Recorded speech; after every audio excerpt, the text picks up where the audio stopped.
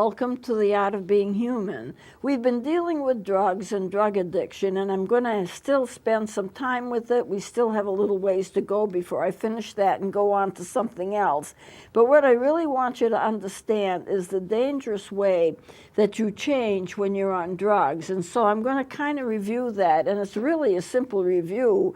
But when people go into drugs, they don't go in because they expect to be addicted. They expect that they're going to be able to control the addictions on their own. If I take a little and I feel good, so what?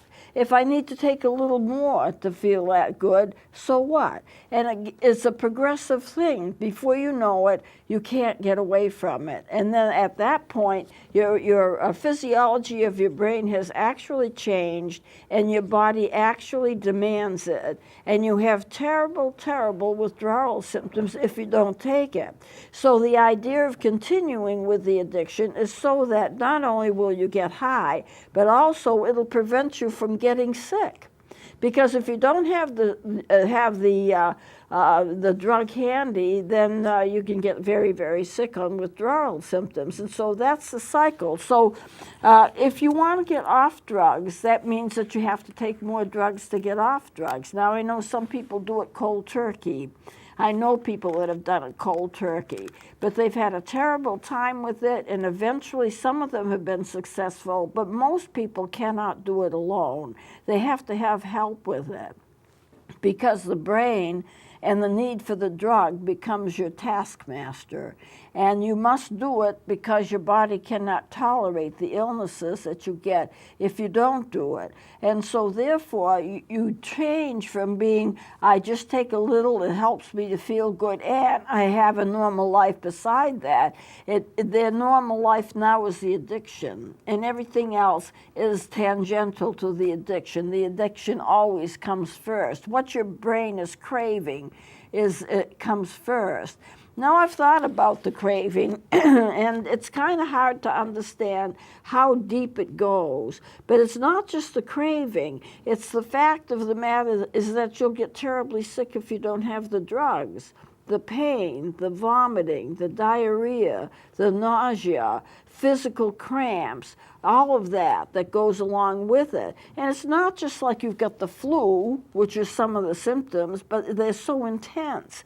And the anxiety and the headaches, and it's just terrible to go through it. Now, different drugs have different symptoms of addiction. However, they're all bad. And so no matter what kind of a drug you're on, the addiction comes first. And then your behavior comes first to support the addiction. That's your main job. Once you're hooked on the drug, your main job is to get the drug.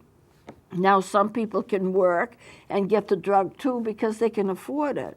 But a lot of people have to turn to crime in order to be able to afford the drugs because, let's face it, whoever is selling you the drugs is in it for a profit. And probably, although not universally, they may not be using the drugs because then they would be in the same situation as you are as an addict, and they wouldn't be in it. They would be in it to support their habit, just like anybody else who's addicted is in it to support their habit. So they probably, the drug kings, are not on the drugs, but they control the money and they demand more and more and more. And so therefore, you are held a slave. You are a slave to whatever the drug kingpin wants, and that's the way it goes. So you can turn to crime. Women can turn to prostitution. People get involved in crimes. They steal things. They commit even murder in order to support the drug habit that they have. It's like it's a whole new reality. It's not a regular reality. It's a whole different reality. And so you have to have some compassion because people don't start out that way, but they do end up that way. And I keep focusing on that because you have to remember what they were and what they became. And what they became became is not good, and so therefore they're trying to get back to what they were, and so they go to rehab after rehab after rehab. Now, rehab gets to be difficult because a lot of people don't want to go to rehab because it means giving up the drug, and they're so dependent on the drug, they'd rather have the drug than the rehab. But the problem is you won't get well that way. You have to be able to give up that which is unhealthy in order to embrace that which is healthy. And you always have that craving. Now, I know some people who are drug addicted and they have successfully kicked the habit. However, there are always some personality things that go along with it. I know one particular individual, he has to be busy and working and doing something all the time. He can't just sit down and watch television, listen to some records or something like that. He can't do that because he's got to keep himself physically active, because if he's not physically active all the time, then he's going to veer toward taking the drugs again, which he hasn't done. Fortunately, he hasn't done it. And there are some people, when they go to Alcoholics Anonymous, which really is a wonderful group, and they do help a lot, some of them have to go to meetings every single day just to stay away from the alcohol, because if they don't, even if they go to one meeting a week, it's just not enough for them. And Alcoholic Anonymous does provide you with a social milieu. It provides you with your friends, it provides you with your activities, you get to talk about what you're going through. Other people are going through the same thing, so you're understood, you're not judged, and I really think it's a wonderful organization, and it does help a lot. There's also Narcotics Anonymous as well as Alcoholics Anonymous. So it's you can get help. Help is available, but you do have to commit yourself to it. You do have to decide, this is what I'm going to do, and I'm going to get over this. And when you say you're going to get over it, you mean it at the time that you say it. But then when the cravings start, or the physical symptoms start because you haven't had a shot for a while or you haven't taken the drug for a while, that commitment tends to fade, and your desire for the drug comes first. And so therefore you start to revert. Most people actually have to go into rehab 7 or 8 times before it finally hits them. They finally can stick with it. But if you are committed to it and get the help that you need, you can get over it. And it's not going to be easy. It's going to be a hard road to hoe, so to speak, but you can get over it. And then you can get back to being a much, much healthier person, a much, much happier person, and think of the success that you have, but it has to come at a lot of effort. But you know, everything that you do, if you're going to do well, comes with a lot of effort. But this is different because of cravings and because of the desire to continue to have the drug, and because a lot of your friends are having these kinds of drugs and they're on the same kind of road that you are. And so it's kind of hard to lick all of that, because you may have to give up a certain part of your social life in order to be able to kick the habit, because other people in your social life are using drugs too, and they're always willing to share drugs, and that it just doesn't work out very well. So when you go into rehab or some kind of a program that will help you with your addiction, you have to be totally committed that this is the way that you're going to go, no matter how you feel, no matter what.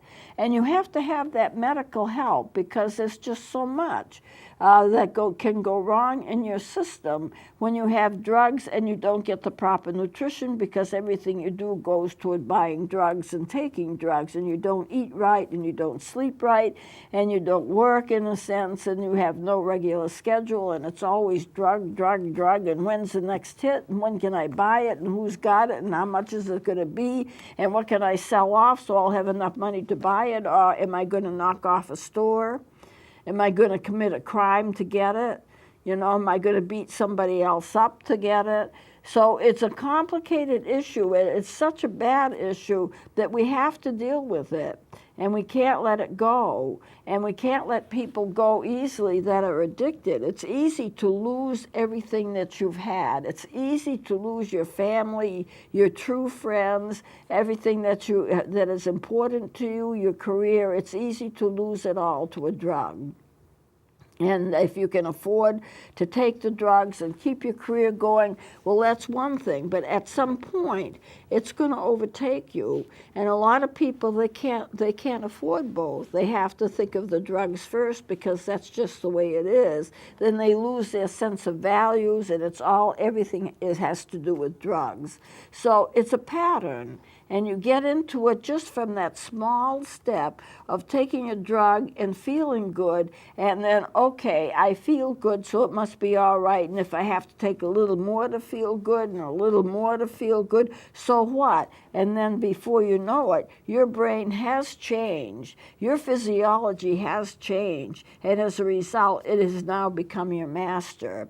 Not just something that you do recreationally once in a while, but it has become your master. So if you want to get off drugs, what do they give you? Well, I'm going to go into it today. Methadone and Suboxone are the two main ones, and there's also Vivitrol, which I'll be talking about a little later. They are themselves addictive drugs. They are opiates, methadone and Suboxone. Now, methadone and similar drugs, you can become quite physically dependent on them. But the good part is you don't go through withdrawal symptoms, and also you don't get high. It controls the symptoms so that you can get off the drug. The idea is if you need methadone or a drug like that, then at least it keeps you so you can function. You can have a job. You can do what you need to do. You can have a life. And it's not the same as it would be if you weren't on drugs, because it itself is a drug. But you can function as a normal person. Now, there is, I'm going to tell, this is kind of a little bit to one side here, but there are different countries that have worked with addiction in a different kind of way. And what they've done is they have set up certain substations, and all they do is give out drugs and syringes. And you have to take the drug when you're there. If you need some kind of a help with a drug problem and you go to those places, they know who you are, you've registered with them, and you go every day and they give you the drug. But they give you like methadone or something like that. You can't take it with you. You can't buy it. They give it to you on a regular basis with clean needles, so you're not going to be getting illnesses from dirty needles. And then maybe 2 or 3 times a day you may need it, maybe only once a day. You can't get it on the market. And it has really reduced the incidence of illnesses from dirty needles to a great extent. It's also reduced crime, because they're not judging you because of the fact that you need to have some kind of a drug. They are providing you with the drug and the means to get it. They'll even give it to you. But you take it there, they can watch you, they can see if you're having a healthy response or if you're going into some kind of a shock or some kind of a state that isn't healthy. So medical help would be available to you, and you go on your way and you have your life, and then you just go back occasionally as needed. Now, you can't get any extra, but you get what they think you need in order to sustain yourself. And what they have found out from these experiments in other countries is that people are less likely to have crime, and then they're less likely to panic. They're more likely to have a normal life in terms of getting a job. Now, the question is it a good thing to do? Because the goal is to get off the drugs. And here what they're doing is they're supporting your drug habit. But they're supporting your drug habit, and you can lead a normal life. Now, I have some conflicted emotions about that, but what they have found out is that crime has gone down. Instead of having thousands of people die of drug overdoses, in one country it was down to 27 in a year, because people were able to get the drugs that they needed to sustain themselves. Now, I think, I have different ideas about this myself. I still think the goal should be to get off drugs completely, and I think that's the best goal. And maybe if you do something like that on a temporary basis, you can be willing to go into rehab, because you know that there's like a system behind you, a fail-safe system behind you, where you can, if necessary, get the drug and gradually phase down. It seems to work in other countries. I don't think we have anything like it here in this country, not that I've heard about, but it is something that I think maybe should be thought of and talked about and maybe looked into for some of the larger cities. But on the other hand, I don't know as I'm completely for it, because I still think the goal is to get off drugs completely, or get off the opioids, or cocaine and drugs like that, to get off from them completely and be able to live a life without taking an addictive drug, because addictive drugs are not healthy and they mess up your brain terribly. So methadone is used a lot, and you will become dependent on these drugs, but you won't become high. That means you can have a more normal life, because you're not getting withdrawal symptoms. You're not feeling like 10 feet tall, but you're not getting withdrawal symptoms either. It does not cause physical impairment. Methadone and these drugs that are used to control an addiction does not cause impairment. That means you can have a job, you can do what you need to do, you can have a normal life for the most part. Most get off drugs slowly and gradually, and the body has to get readjusted to not having drugs in its system. You take, for example, something like LSD. Now, that's not an addictive drug, but LSD changes your brain chemistry, and it tricks the brain into firing off certain chemicals, because the brain is thinking that if the brain could think, it thinks it's supposed to shoot off different chemicals, because that's what it's being told to do by the drugs that are in your system. So you get a series of hallucinations. They're called hallucinatory drugs. They're not a true hallucination. A true hallucination is when a person is mentally ill and it just happens as a result of their brain chemistry. They see things that are there, they hear things that are not there, and this kind of thing. But the drugs cause the brain to do it because of what's in the system that's not natural to be in the system, and I'm thinking about LSD. And that changes the brain chemistry, because now the brain chemistry, which is pretty sensitive, has been altered. So you end up by having hallucinatory experiences, which is like having a hallucination, but it's not a true hallucination. A true hallucination comes from your own brain chemistry without drugs, because your own brain chemistry is off base. It's not balanced like it should be. And so the idea of having medication, psychotic medication, is to get the brain chemistry so it's balanced out, and then you lose the psychotic symptoms. At least that's the idea. A lot of times these drugs have to be monitored. A person may have to go into the hospital for a few days as they change it, or change the dosage, or as they readjust it, because the brain is always changing, and so therefore they have to really take it into account, what it's doing now. And it's really unfortunate, because people who are mentally ill, it's not their fault. No one who's mentally ill, it's not their fault. It's just the way that the brain is behaving, and they can be born with it. It can be inherited. If you have parents that are mentally ill, you're more likely to have that kind of illness, or an illness similar to it. But it doesn't mean that you caused it on your own. It's out of your control, and so therefore no one should feel guilty that they have it. But if you're taking drugs, you're introducing mental illness into your system by changing the brain chemistry in a way that's not for a normal person to do. The brain by itself regulates itself for the most part, unless you have an illness like schizophrenia or manic depression or something like that, bipolar. Unless you have something like that, your brain pretty much can take care of itself. What you may need to do is to have some help, therapeutic help, when life gets tough. But just to go to drugs as an antidote to whatever it is that you're suffering from, say it happens to be a bad situation, That's not the right way to handle it. But you can get help if you are addicted, and you can get off the drugs. So methadone helps, and Suboxone helps, but they themselves are an opioid kind of drug, but they don't give you the experience of being high. The other one that I want to mention is Vivitrol. Vivitrol is not an addictive drug in that sense. That is, it's not an opioid in that sense. And it does help some people. And it's an injection that you have to take. They inject it into you, and it controls your symptoms that you would have from withdrawal for about 3 to 4 weeks at a time. And then you would have to go back for another shot. So you're getting a shot approximately once a month, and it does control the symptoms, at least for some people. All of these drugs have some problems.